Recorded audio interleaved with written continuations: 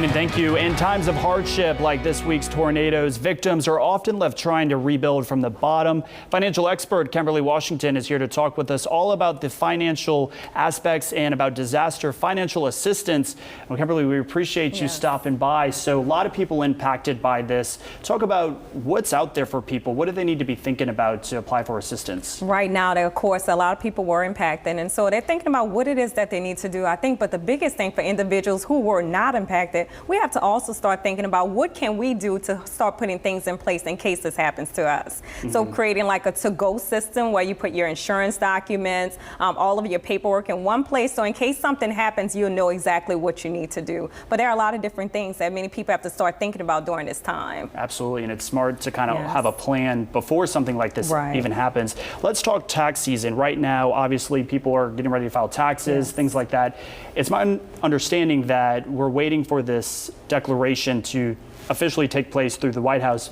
Could this be filed this year through our taxes? Right, so those individuals who experience a loss due to the tornadoes, they may be able to claim a loss on a tax return. But the biggest key here is that if we are declared a federal declared disaster area in this area, you'll be able to take that loss on a tax return right now this tax season. But if not, those individuals have to wait until next year. So that's why it's so important, not only for resources for our area, but it can also impact those that are getting a refund that may be needed for uncovered losses that they may have incurred during this time. Wow, so that's good information.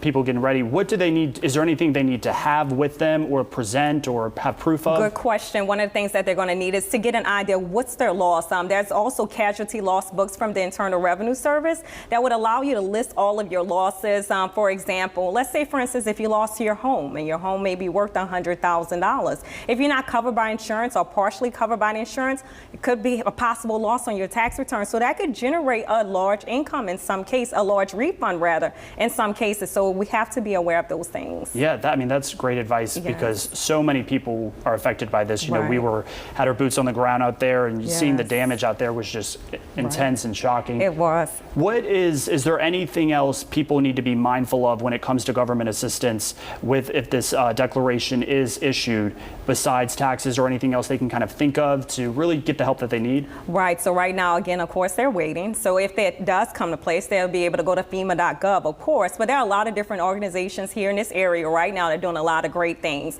There are some places like in the Master's Hand, they're offering lunch on Monday. There's also Winn-Dixie in the East that's doing something tomorrow too as well. And a lot of fraternities and sororities, and I believe the Boy Scouts, just a lot of different organizations, United Way, they're doing a lot of different things. So you want to make sure that you reach out to those different organizations and get the help that you need. Great advice. And wrapping up, should people kind of have anything on hand with them when they file these documents? Do they need, any proof or anything like pictures or anything like that? Or is it just kind of just work with your address or license, I guess? In some cases, of course, many people may not be able to get different documents, but what you want to do is get as much information as you can, take pictures of damages, and kind of just write out a list of different things that you may have lost during this time. But do the best that you can and use that information and contact a CPA, and in that way that they can help you out. All right. Well, Kimberly, we appreciate your time. Thank you so much. Excellent I appreciate advice to everybody who's impacted by this. And of course, for more information about everything we just talked about today, be sure to log on to that website you see on your screen or